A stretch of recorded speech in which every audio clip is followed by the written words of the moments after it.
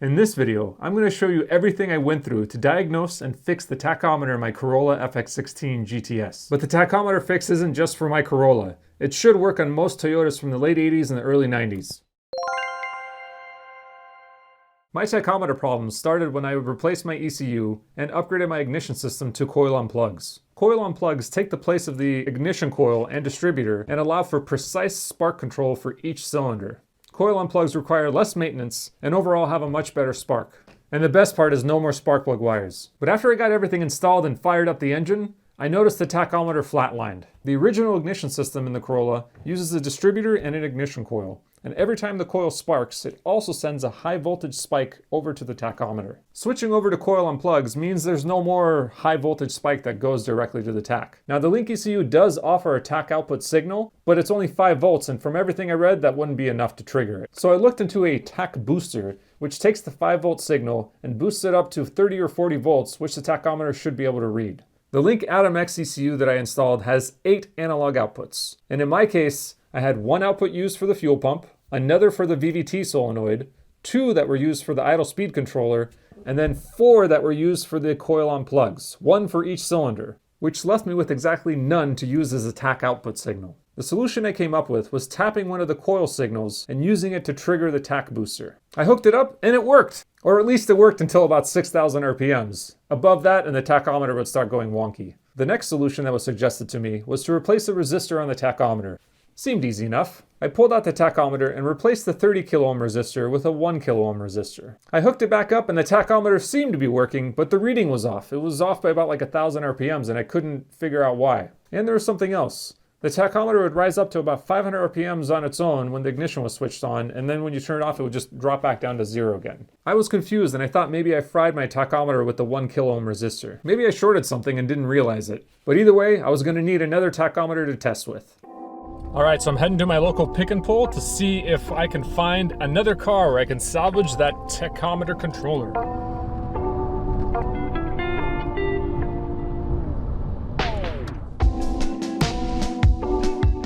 This is me in my full anti-sun garb. I got lots of sunscreen on and I'm ready to go into the pick and pull to see if I can find the thing I'm looking for. And that is the tachometer. Damn, listen to that guy's bass hitting. Good. I got about an hour and I'm going to see if I can find anything else interesting besides just the tachometer controller. So I'm going to go into the imports aisle and see what kind of Toyotas are available. Here's an old Celica. I'll be honest, I actually want one of these.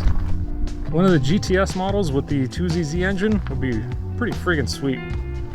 Crazy you see them in the junkyard now.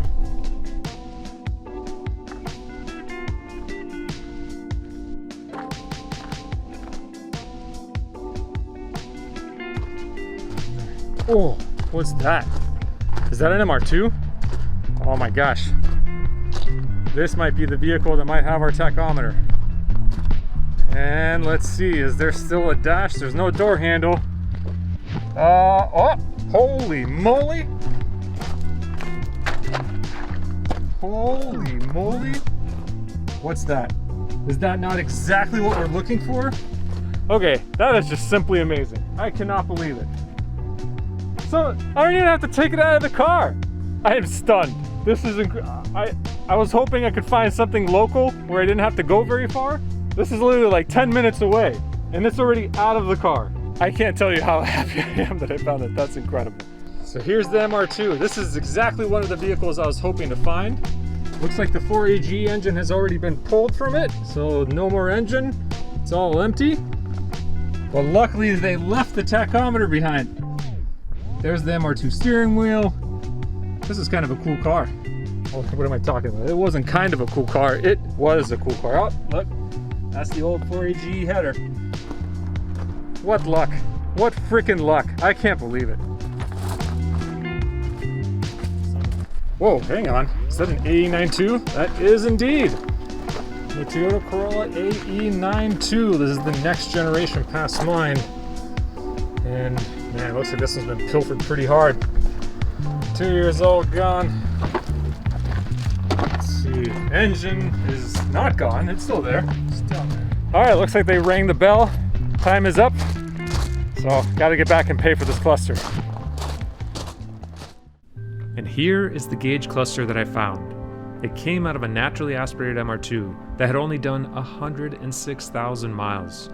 The MR2 and the FX16 shared the same engine, so the gauge clusters have a lot in common, except the MR2 had 2 extra gauges that kept track of the oil pressure and voltage. But the part I'm interested in is the tachometer. Ooh, this looks like it's never been cracked open before. MR2 gauge cluster does look awfully cool though, with these warning lights on the bottom and all your major indicators: battery voltage, fuel level, coolant temperature, engine oil pressure, and of course the tachometer, red line's at 9,000 RPMs. That is a really cool looking gauge cluster.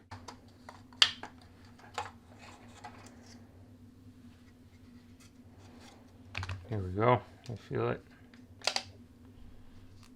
I feel it's loose. Hot dog. Looks like it's the right board. First, I'm just going to plug this in and just make sure this thing doesn't pop up. I don't want to swap in a board that's going to have the same exact issue. So right now I haven't changed anything at all. I'm just checking to see if the needle will stay put when voltage is just applied to it. Negative and positive. Look at that. It's not budging at all. Okay, that's perfect. So I'm going to replace this 30K resistor with a 1K resistor, which will allow it to receive the signal from the ECU. All right, so it's the next day, and right now the Tach is still working. It's not rising up. Next, I'm going to go in the Link ECU and we'll test and see if it is going to read correctly. And then we're going to go ECU controls, store to ECU, stored. All right, let's see. I'm turning it off. No sweeping. Okay.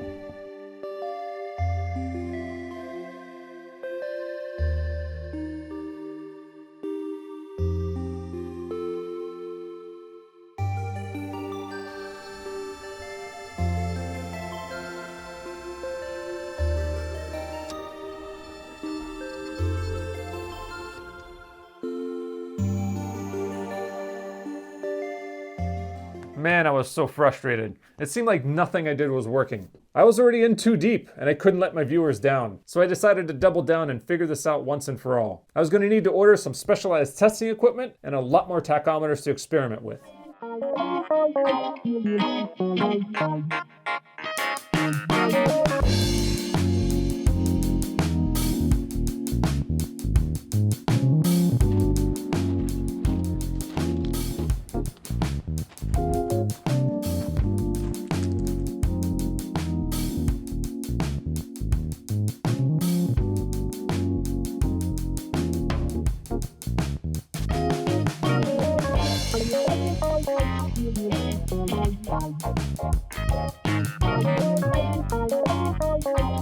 This is a full-time all-wheel drive? Look at that! This is an all-wheel drive vehicle. This is fancy.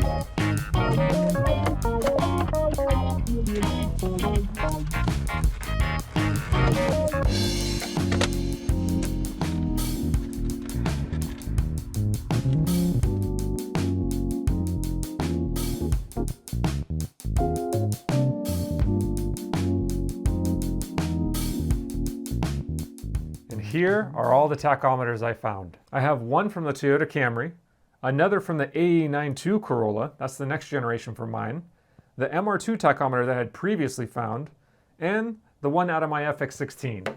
From the outside, all of these look very different. Different red lines, different line spacing, and different sizes. But if you look behind the faces, you'll notice that they all share the same meter movement. That's the part that actually moves the needle. And the controllers are surprisingly similar. In fact, a majority of the circuit board components are the same in these controllers.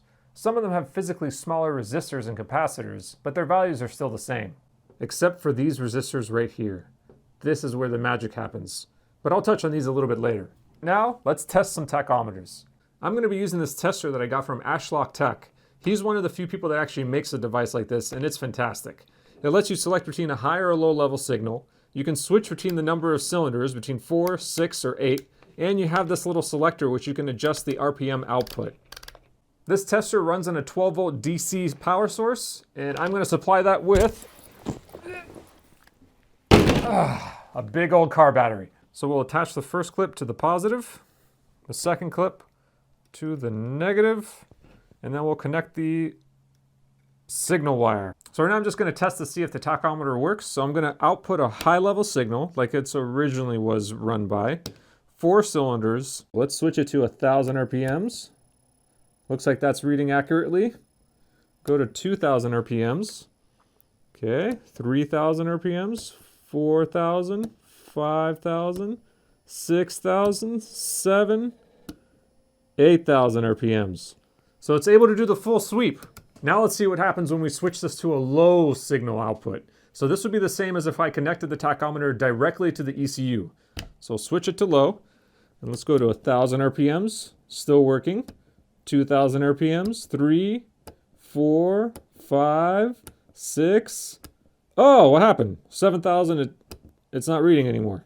And that's the problem with these older Toyota tachometers, is that they require a high voltage input and the low signal just isn't enough to power them at the higher RPMs. So again, it goes up to 6000 RPMs and then it dies. It goes flatline and it goes wonky. And I think that's similar to what my tachometer did as well. This came out of a Corolla 8101 with the 4AFE engine, and it looks like this is when the Toyota tachometers changed drastically. So you'll see this controller quite a bit bigger, but it also tracks the odometer and it does some other stuff on top of what the old one did. Let's see if this one can accept a low level signal. So let's go 1, 2000 RPMs, 3, 4, 5, 6. Let's see, is it gonna go to 7? It is. And to 8, and that's a low level signal. So what that means is that if you have a newer Corolla, then you don't need to modify anything with your tachometer. But if you have one of these older ones, you do. Now let's try the tach booster running the old tachometer and see if this will be able to make it work without having to do any modifications to it. I got the tach booster all wired up. So right now the signal is coming out of the tester, feeding into the signal in on the booster, and then the signal out is plugged into the tachometer. So let's start 1000 RPMs, okay. 2000, 3000, 4000, 5000, 6000. You think 7's gonna work? Let's see. Hey, it works. And let's see, does it go all the way to 8? Perfect. So it's able to do a full sweep. So that means is the tach booster does work. And I think looking back on it, the reason why it didn't work in my situation is probably because I was using the coil signal as the source instead of a clean tachometer signal. The coil dwell time changes with higher RPMs, and I think that's the thing that was throwing off the tach booster. It probably wasn't able to charge up quickly enough, and that's what gave the funky readings. So I think if your existing tachometer is working okay, and you don't want to mess with anything as far as like changing resistors or doing anything, you could do a tach booster to run it, but you're going to need to have a clean tach output signal. You won't be able to tap the coil signal wire. But now let's talk about if you have a tachometer that is either reading wrong, or like in my case, the tachometer was popping up on its own to 500 RPMs, or if it just doesn't work and it's broken and you need to replace it. And you can't find an equivalent one. What you can do is you can take this tachometer controller and you can modify it. You can modify it to be able to receive a low level signal, and you can also modify the range of the tachometer. So a little secret about this tachometer is that in Japan, they made a special gauge cluster which redlined at 10,000 RPMs.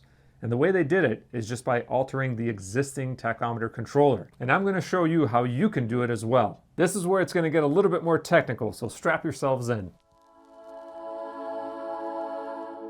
The first mod we're going to do is make this tachometer work with a low voltage signal. And we're going to do that by replacing a single resistor. On this particular board, it is a 30 kilo ohm resistor. Depending on if you have a Supra or an MR2 supercharged, all of them have slightly different resistors based on whatever engine size that it was there. The signal wire comes through this connector, and then it passes through this resistor. And this resistor is what kills the low voltage signal. So the low voltage signal hits that resistor and it just gets stepped down to the point where it never is able to trigger the rest of the board. To make this controller compatible with the low voltage signal, all we have to do is replace it. Now, I was recommended replacing it with a 1 kilo ohm resistor, but that's too little. From my testing, it looks like all you need to do is drop it down to a 22 kilo ohm resistor. This will give the board enough protection so you don't potentially fry it, while still being able to get us good signal. So let's start off by just replacing that resistor and see if it's going to work. I'm going to plug in the iron so it can start getting hot, and I'm also going to get my little base that holds this board. This holder has been so convenient, and it wasn't expensive. It was like less than 20 bucks, and it can hold anything, any kind of board. These little teeth are adjustable. It's fantastic. It really has changed my soldering ability. So that input signal resistor is coming in at 30 kilo ohms. That's kind of the standard one that I've been seeing on most of these. Okay, so we're gonna take off this resistor. So I'm just gonna grab it here, put a little bit of tension on it, heat up the contact. There's one side, there's the other side. There it is. Not that bad. Not that bad at all. If you are planning on doing this, it's very much worth just buying a kit of resistors that has a whole bunch of them in there. You're probably not going to use 99% of them, but this way you have all the choices. Let's go through here and find a 22 kilo ohm resistor. There we go, right towards the top. The orientation doesn't matter with resistors. You can put them in one way or the other. Polarity is not important. Perfect. Now you take some snips and just snip off the tails. Now we're going to put the board back on, hook up the tach tester to it, and we'll see if the low signal will be enough to trigger it. Let's plug this guy in. Do you remember the polarity on the little connectors? It's the one that's off by itself. That is the battery positive. Then the one in the middle is negative. And then we got the signal wire. So we got this set to low, 4 cylinders, 0 RPMs. And let's get some juice into it. Negative terminal. Positive terminal. All right, let's go to 1,000 RPMs. There's 1,000, 2,000, 3,000, 4, 5, 6, 7, 8. That's it. Just that simple little resistor mod. Go from a 30 kilo ohm to a 22. 22 kilo ohm is all you need to pass a low signal through the tachometer. And it will work with a modern ECU like the Link Atom or any of the other ones. I've successfully modified the controller on this tachometer to accept a low voltage signal, but now I want to see what would happen if I just directly swapped it over to my FX16 tachometer. Is it gonna show it in the same steps like we have here, or is it gonna be totally off like on this one? My prediction is that this controller is gonna make this needle move, but it's not gonna be accurate. So let's swap it over and see what happens.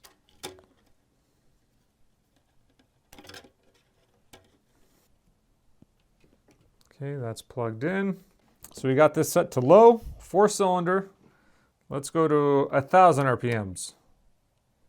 All right, so this guy is outputting 1,000 RPMs, but I'm getting 1,500 RPMs on our tach. Let's go to 2. All right, that's shot up to almost 3,000 RPMs. 4 is now showing almost 6. 5,000 RPMs is showing 7 on the tachometer. 6 is going way above 8, and 7 is off the chart. This is telling us that the range on this controller is calibrated for the Camry tachometer, but that's not a problem. We can actually adjust that, and we can adjust the range simply by changing out some of the resistors. So let's do that now, and let's calibrate the Camry controller to work with my FX16 tachometer. These 3 resistors are the ones that are controlling the range of the tachometer. But really, we just need to remove this one, and then we're gonna experiment and see what kind of resistor we have to put in to make the tachometer work. So usually a good way of doing this is having the tachometer connected with the tach tester, so that way you can figure out what resistor value you have to put in. When I remove this resistor, I'm not exactly sure what size resistor I'm gonna have to install to make it be compatible with my tachometer from the FX16. The traditional way of doing it would be using something like a breadboard and then just putting in a whole bunch of resistors in series or in parallel and just trying to figure out what you might need.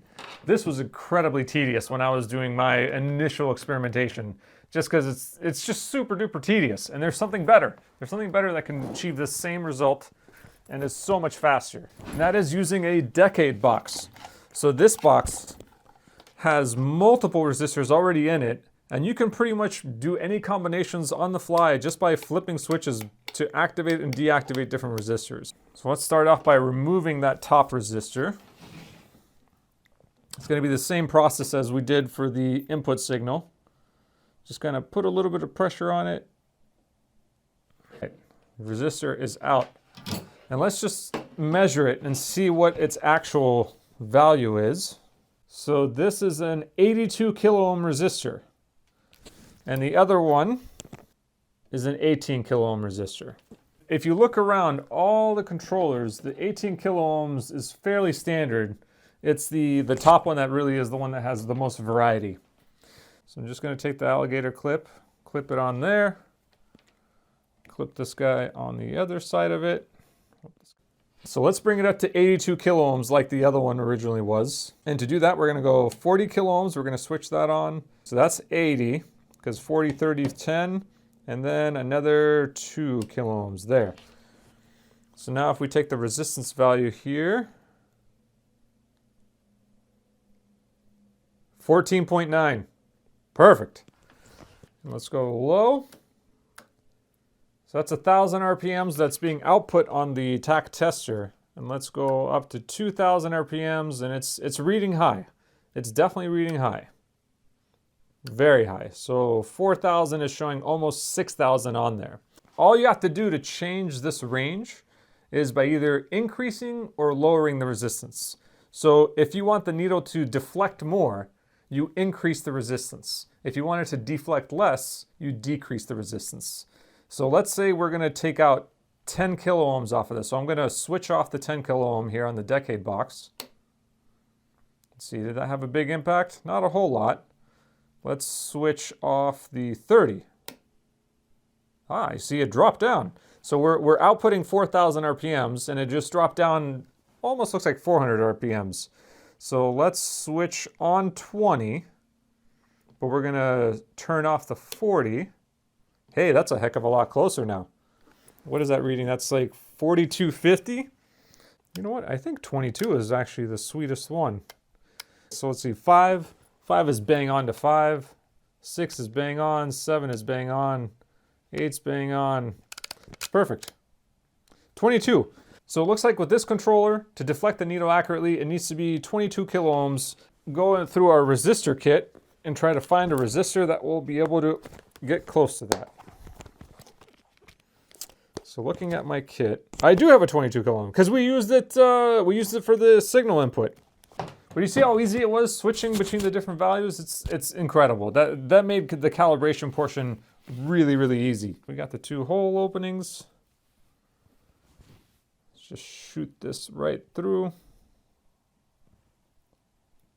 Okay, so we got the 22 kW resistor soldered in. So let's see if that will still produce the same result like we had before. We got it on low, 4 cylinders. Let's go up through the range.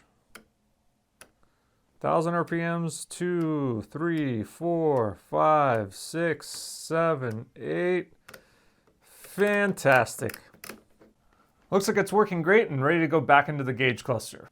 But you can follow this same process for an AE86, an AE92, any of the Toyota series, because they all have pretty much the same tachometer controllers in all of them.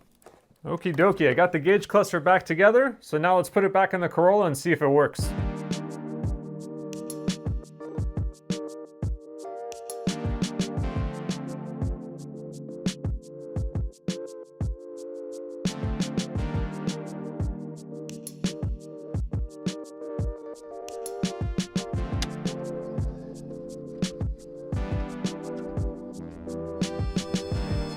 Okay, I got the tachometer connected. The ECU is connected as well. Let's see if that tachometer is going to work now.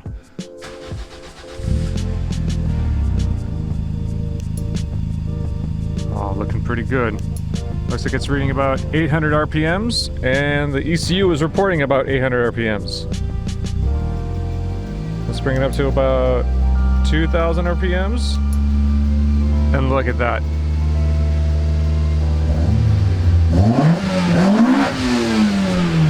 Absolutely perfect. We're getting 1,500 RPMs, 1,550 on the ECU, and that's exactly what we're seeing on the tachometer. Who's this? Oh, hey Leo. So the tachometer is working now with the mods. It's accurate, it's working with the low-level signal, but I haven't shown you how to fix the needle rising up on its own. There is a trick to doing that, so let's go back to the studio and I'll show you how to fix it. Now let's talk about the meter movement. My issue with the tach needle rising up on its own had nothing to do with the controller itself.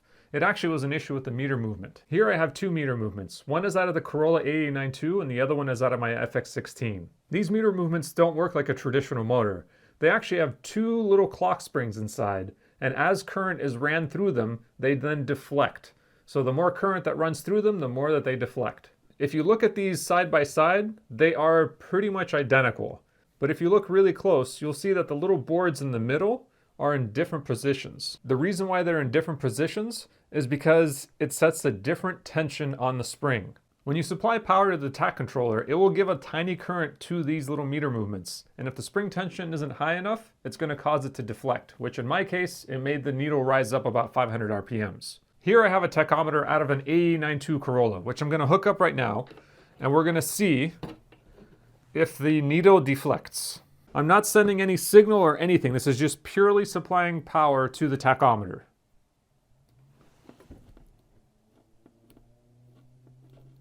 The reason why it's rising up on its own is because the meter movement's receiving a tiny bit of current from the controller and the spring tension is too low on the meter movement. The tachometer is still going to work, but it's going to be reading high. And if you go back to 0 RPM, see, it doesn't ever actually drop down to 0. But if we remove power, that's when it starts dipping down. This can be adjusted, but it takes a little bit of work. The first thing you're going to want to do is remove the tach needle and the faceplate. To remove the tach needle, the best thing to use is 2 teaspoons. So you take them and gently put them underneath the tach needle, and then rock them both back, and it should just pop the needle right off. Don't use your fingers. I'm pretty sure that's what ended up messing up my meter movement on the Corolla, is I tried pulling it off with my fingers, and that can misadjust that meter movement. Before you take the faceplate off, what you'll want to do is mark the bottom of the meter movement. Use like a Sharpie or a sticker or something so that way you know where the bottom of it is. Remember when I was having trouble with the MR2 tachometer? That was because I had installed the meter movement upside down. So if your tach needle is shooting up and then coming back down and behaving weird, you probably installed the meter movement upside down as well. Now that I have the bottom marked, I'm going to take the faceplate off.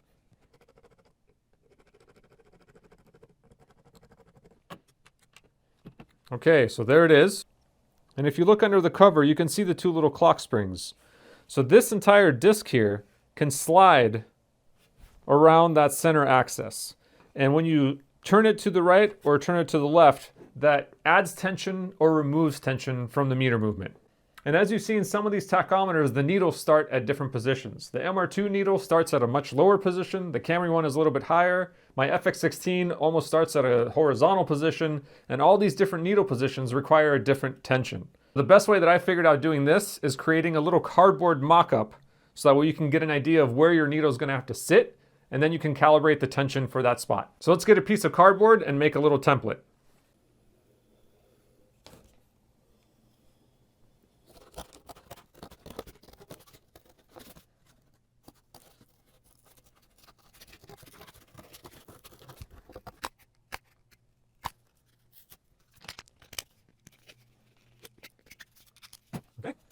Then you just overlay this on top of your gauge and use a little Sharpie to just mark off where all of the indicators are. The reason why we're making this template is that we need to be able to adjust this little wafer. And the only way you're going to be able to adjust it is by seeing where it's indicating and having access to it. And if you have the faceplate in front of it, you can't really get to that little wafer to do the adjustment. So what you want to do is on this little template, take your scissors, cut out a section of the template,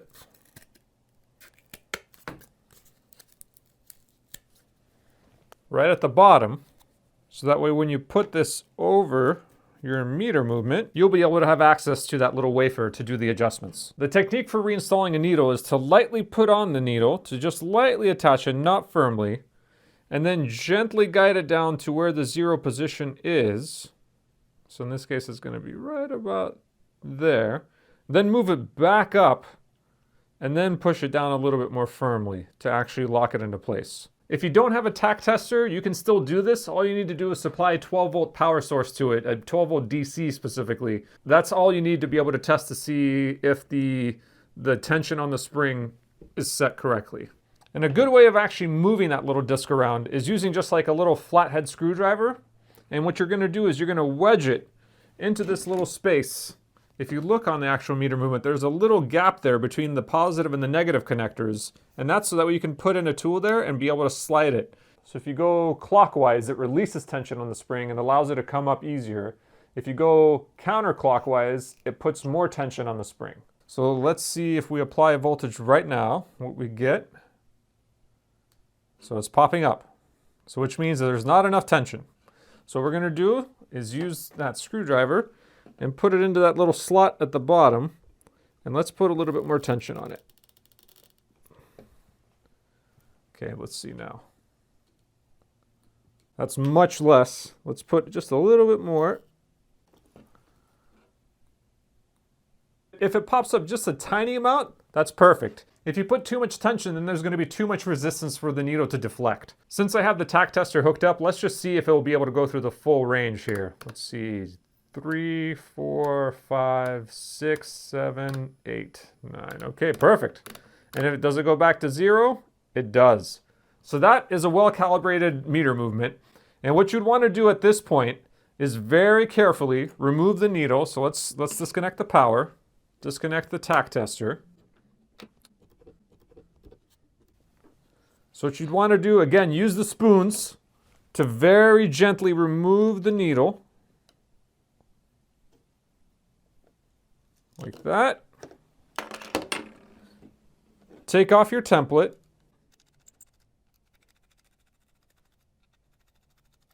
If you're going to be putting this back in your car, it would be a good idea to put a drop of glue right over here somewhere just to keep that board in place, because your car shakes and vibrates and it can come loose over time. One thing I regretted was not being able to find another Corolla FX16 with an untouched tachometer, so I can compare and see, because I had messed with mine so much that everything was kind of thrown out of whack. I ended up finding somebody on Facebook Marketplace that was also a Toyota enthusiast, and his FX16 had just been crashed into. It got hit on the driver's side door, and he was parting it out. And one of the things that he was parting out was the gauge cluster with the tachometer, and all of it hadn't been touched yet.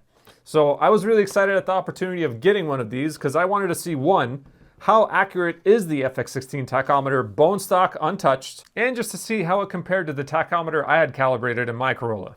So let's hook it up to the tach tester and see how it performs. Ignition negative is the signal, ignition positive, which is just battery positive. So let's see, let's go to 1,000 RPMs. That's pretty good, it's not bad. Let's go to 2,000 RPMs. That's also pretty good. 3, 4, 5, 6, 7. Ooh, starting to read a little high. 8. Whoa! It's a little bit optimistic at the higher revs. So at 8,000 RPMs, it's actually reading 8.5 on the tachometer. And let's see what happens when we go to 9. It's off the chart. It just shows there's some room for improvement on the calibration on these factory tachometers. Mine was showing exactly bang on what the RPMs is. This is reading a little high. And if you're trying to track an engine that's redlining really high like the 4AGE does, this might actually be worthwhile to open up and adjust the resistor value so it actually shows an accurate reading.